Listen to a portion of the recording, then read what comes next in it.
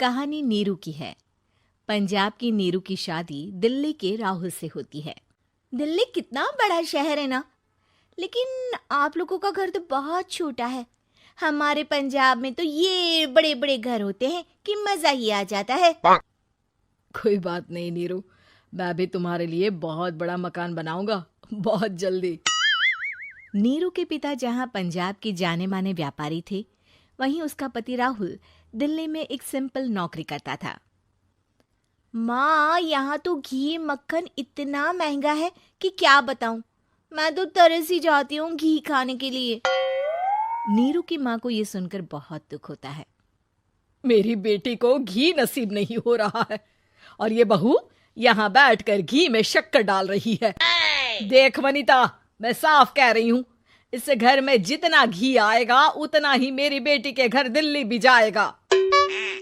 अरे ये क्या बात होती माँ जी? बेटी का उतना ही करो जो अच्छा लगे। अब क्या मायके से घी और मक्खन तक की सप्लाई करोगी आप? हाँ, मेरी बेटी किसी चीज को तरसे मुझसे बर्दाश्त नहीं होता। अब क्या था, नीरू के मायके में 2 किलो घी आता तो 2 किलो दिल्ली जाता नीरू के पास। एक दिन, माँ बड़ी गर्मी पड़ती है दिल्ली में। इस घर में तो एक ही एसी है और वो भी ड्राइंग रूम में। सारा परिवार एक ही कमरे में सोता है। हाँ बेटा, वो तो हर घर की कहानी है। यहाँ भी एक ही एसी है। अरे बिल इतना आता है कि क्या बोलूं। तभी वहां राकेश आ जाता है। माँ, थोड़ी देर में यहाँ कुछ प्लम्बर आएंगे मेरे कमरे में एसी लगाने। जरा ध्यान से लगवा देना ना माँ। ओए, ऐसे कैसे तेरे कमरे में एसी लगेगा? हाँ राकेश, एक बार बात तो कर लेता। अरे पापा, वो वनिता को गर्मी में नींद नहीं आती। ड्राइंग रूम में सबके साथ सोने में वो अनकंफर्टेबल है, इसलिए। अरे पूरे परिवार के साथ वहां तेरी बहन नीरू भी तो सोती है। वो नहीं हो रही क्या अनकंफर्टेबल? समझ रहा है ना? अगर एसी लगेगा तो एक दिल्ली में तेरी बहन के कमरे में भी लगेगा, तभी तू लगा सकेगा। राकेश वनिता को सारी बात बताता है। वनिता करती भी क्या, मन मारकर बैठ जाती है। माँ, ये लोग ठीक नहीं है, क्या करूं मैं? अरे बेटी, यहाँ आ जा, तू यहाँ आकर रह ले। अरे छोड़ दे ऐसे पति को। कैसे छोड़ दूं माँ? समाज क्या कहेगा, लोग क्या कहेंगे? वैसे भी मेरा एक बेटा है मयंक। अरे हटा बेटा, तेरी उम्र ही क्या है? इतनी परेशान रहेगी तो काम कैसे चलेगा? माँ ने तो बोल ही दिया है कि यहाँ आ जा। बस मयंक थोड़ा सा बड़ा हो जाए, इन गरीबों को छोड़कर मैं वापस माँ के पास ही चली जाऊंगी। वो इसी सोच में बाजार में चल रही थी कि मैम, आपका दुपट्टा जमीन को छू रहा है। नीरू जैसे ही उस लड़के की तरफ देखती है, देखती ही रह जाती है। हाय रे, कितना सुंदर लड़का है ये। अब क्या हुआ? मैंने कहा आपका दुपट्टा। तो खुद ही उठाकर दे दो ना।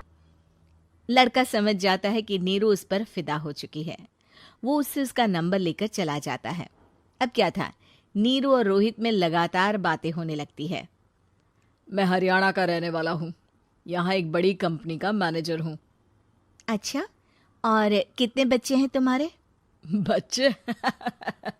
अरे मेरी तो शादी भी नहीं हुई है। तुम बताओ, शादी करोगी? नीरू शर्मा जाती है। अब लेकिन मैं तो पहले से ही शादीशुदा हूँ। मुझे फर्क नहीं पड़ता, बस तुम शादी कर लो, भाग चलते हैं।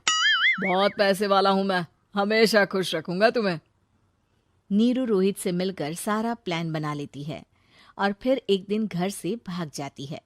दोनों शादी कर लेते हैं। शादी के बाद, क्या बात है नीरू, तुम्हें परेशान सा देखता हूँ, सब ठीक तो है ना? हाँ हाँ, सब ठीक है।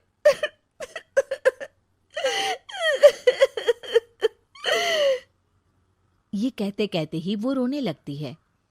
अरे क्या हो गया, रो क्यों रही हो? मैंने तुमसे एक बात छुपाई है और वही बात अब मुझे परेशान कर रही है। रोहित, मेरा एक बेटा भी है, उसका नाम मयंक है। क्या बात कर रही हो? ये तुमने मुझे पहले क्यों नहीं बताया?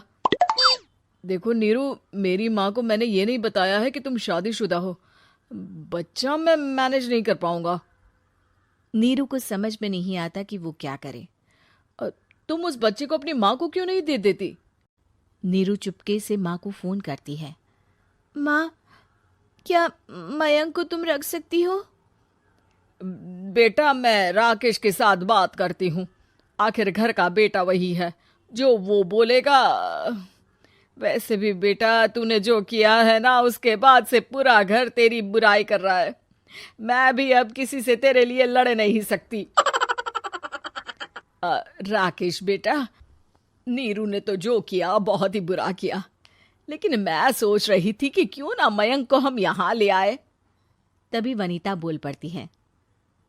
वाह जी, ऐसे कैसे यहाँ ले आए? यहाँ क्या भंडारा भरा है? तो लड़का नहीं है ना वनीता? माँ, वनीता ठीक बोल रही है।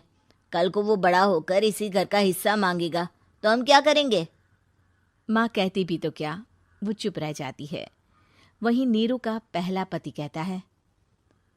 माँ, अगर आज भी वो वापस आ जाए तो मैं उसे माफ कर दूंगा। बेटा, गरीबी चीज ही ऐसी है, क्या करेगा। तू तो अब मयंक का सोच। वो बेचारा तो बिना माँ का हो गया। मयंक के खातिर तू दूसरी शादी कर ले बेटा। लोगों के लाख समझाने के बाद नीरू के पहले पति की शादी रिद्धि से हो जाती है, जिसके पहले पति से 2 बच्चे होते हैं। देखो जी, मैंने शादी सिर्फ बच्चे के खातिर की है। मैंने भी शादी सिर्फ बच्चों के खातिर की है। वहीं नीरू के दूसरे पति के मन में ये बात घर कर जाती है कि नीरू एक मासूम बच्चे को उसके खातिर छोड़ कर आई है। अब देखो नीरू, मुझे लगता है कि जो औरत अपनी कोख का बच्चा छोड़ सकती है, वो तो कुछ भी कर सकती है। कल को तुम्हें मुझसे अच्छा कोई मिल गया तो तुम तो मुझे भी बाय बाय कर दोगी ना। नीरू को अब उसका दूसरा पति ताने देना शुरू कर देता है। तंग आकर नीरू उसके यहाँ से भागकर अपने पहले पति के पास चली जाती है, लेकिन ससुराल में क्या लेने आई है नीरू, मयंक को? नहीं नहीं सासू माँ, मुझसे गलती हो गई, मुझे माफ कर दीजिए। नीरू, अब वक्त खत्म हो गया है, मेरी शादी हो चुकी है। तो छोड़ दो ना उसे, हमारा बच्चा है। मैं आपको अपनी माँ नहीं मानता। मेरी नहीं मान तो बात अच्छी है। नीरू मयंक की बात सुनकर समझ जाती है कि उसके पास अब न आसमान रहा, ना ही जमीन।